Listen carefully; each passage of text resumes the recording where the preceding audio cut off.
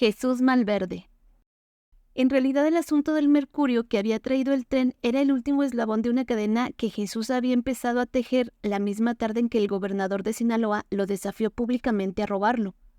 Los primeros pasos que dio, para descontento de su gente, fue obligar a la mayor parte de la banda, excepto a Valdemar por ser demasiado conocido, a los Shin por evidentes y a los Yoremem, que se negaron de plano a servirle a los blancos, a contratarse de peones en la mina y a sufrir las calamidades del oficio. ¡Sin miedo, patarrajada! ¡Fíjate, pasmato! Esto nada más mientras de que llegaba el cargamento de azogue.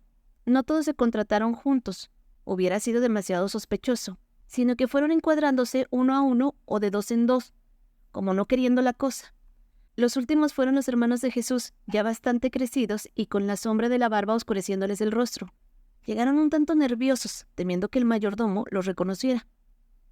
Este, que nunca había puesto mucha atención en los muchachos, no dejó de percibir cierta familiaridad en los nuevos trabajadores, pero sin explicársela del todo, los tomó como tomaba a cualquier incauto que se asociara al trabajo. Fue tremendo el susto que se llevaron los intermediarios, quienes, después de varios meses de calma absoluta, empezaban a prosperar de nuevo y a considerarse a salvo de los asaltos de la banda, cuando en un recorrido del camino se vieron encañonados por 6 bandidos que les exigían entregar sin resistencia la carreta y lo que contuviera. Ellos trataron de explicar que no llevaba ningún dinero encima y que en la carreta no había nada útil para los salteadores, solo la materia prima necesaria para los mineros de la que ningún provecho podrían sacar. Sin embargo, viendo la terquedad de los asaltantes, optaron por la prudente actitud de rendirse y dejar que un par de enmascarados los asaltaran, mientras el resto se ocupaba de los aparejos del carromato. Aún era muy temprano cuando los cascos de las mulas hirieron el piso de la hacienda. El cochero condujo la carreta hasta la entrada principal de la finca, sin que uno solo de los capataces hubiera sospechado la trastada que estaban a punto de jugarles. Entre los 6 ocupantes del coche bajaron, con gran esfuerzo, el enorme vitrolero de cristal rebosante de mercurio y, descansando un momento en el suelo, preguntaron por el despacho de don Francisco Cañedo. Uno de los capataces les indicó el camino y, tras ajustarse los cinturones de mecate que usaban por fajas, sudaron la gota gorda para llevar el frasco hasta la planta alta del edificio. Allí los esperaba don Francisco, ocupado de momento en acomodar las talegas de oro con que iba a pagar tanto el mercurio como a los trabajadores de la mina. Sin fijarse siquiera en los rostros de los comerciantes, ordenó secamente que le colocaran el vitrolero sobre su escritorio y que tomaran el pago que ya había separado. ¿Cuál no sería su asombro al escuchar una advertencia del mayordomo para que se agachara y sentir cómo pasaba silbando sobre su cabeza una herrumbrosa herradura de burro? Se incorporó enseguida al oír el estruendo del cristal destrozado. De nueva cuenta se repetía la escena, el vitrolero roto y el mercurio escurriendo como una cascada de sol hasta el piso. Por un momento, el asombro no lo dejó pensar con claridad. ¿Cómo diablos se atrevía ese hombre a derramar su azogue? ¿Qué tenía en la cabeza? Haberlo traído desde tan lejos, con tanto esfuerzo, para romperlo enfrente de sus narices como aquel mocoso estúpido años atrás. Aquel peón rebelde se parecía tanto, bien mirado, a ese comerciante que... Pero no era posible, porque aquel muchacho había muerto enfrente de sus ojos. A menos que...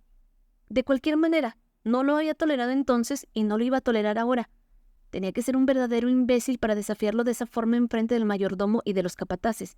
Esta vez no lo mandaría azotar, lo mandaría a fusilar. Ya la ronca voz trepaba por su garganta cuando se dio cuenta de la pistola que el mercader tenía en la mano y que apuntaba directamente al pecho.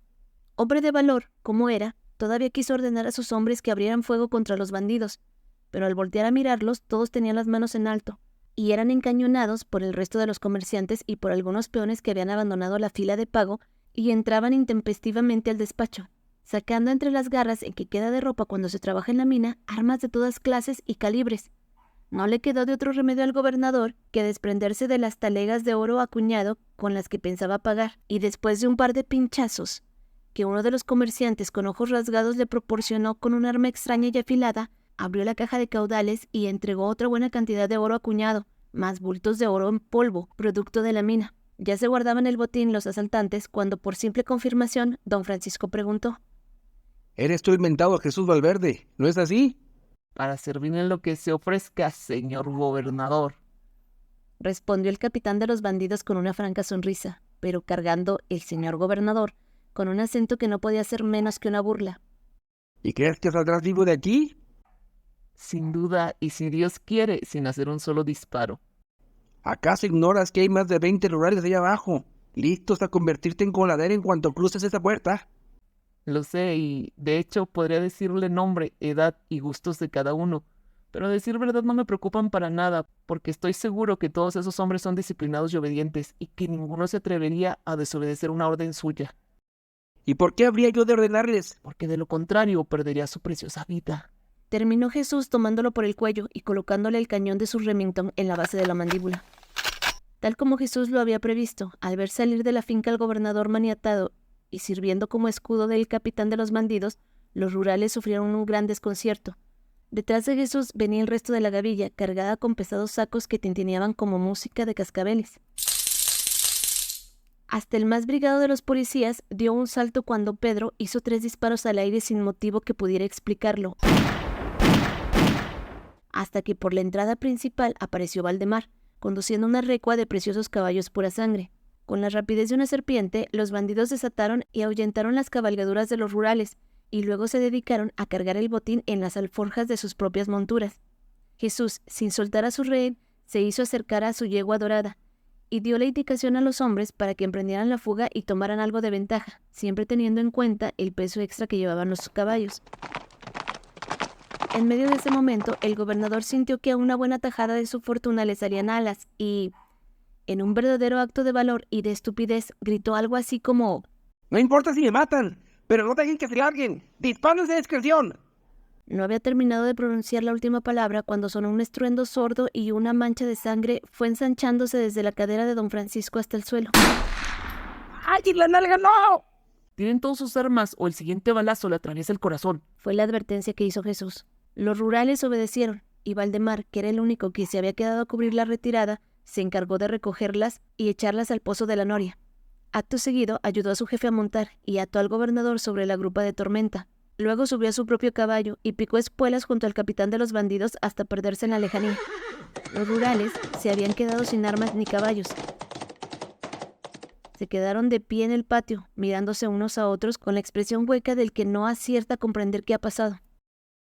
La noticia del asalto a la hacienda de Cañedo y su captura se esparció con la rapidez de la centella, y durante algunas horas tuvo muy preocupados a los parientes y deudos de don Francisco, hasta que poco antes de anochecer, una patrulla lo encontró deambulando desnudo y con las manos atadas a la espalda por el camino real. No tenía otra herida que la de la nalga, de la cual, por otra parte, los propios bandidos habían extraído la bala antes de cauterizarla con un empasto de hierbas y vendarla, pero estaba en tal estado de estupefacción que no podía articular palabra. Le habían dado a fumar tanto opio que apenas se daba cuenta de que estaba desnudo. Algunos insinuaron que quisieron matarlo de una sobredosis. La verdad es que le indujeron aquella borrachera de amapolas para que aguantara la curación.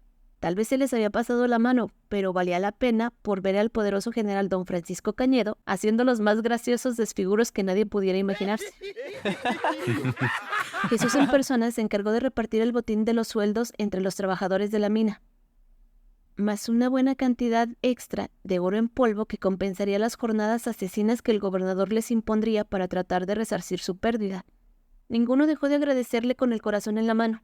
El resto del botín lo vendió a comerciantes de Mazatlán, y el producto de esa venta fue repartido como era costumbre, entre los más necesitados. Respecto al gobernador, hay que decir que incluso semanas más tarde, cuando alguien hacía referencia al hecho que fue comidilla de todo Sinaloa, don Francisco se ponía de un humor de los 1000 diablos y blasfemaba condenando al patíbulo a ese que no era Valverde, sino Malverde, devolviéndole por azar su verdadero apellido, un mal que debía ser extirpado a toda costa y de la manera más radical posible. Ya se encargaría él mismo de ver a ese Jesús Malverde colgado de un encino para que se pudriera mientras él seguía en su comodín sillón muriéndose de risa y tomándose una copa de coñac.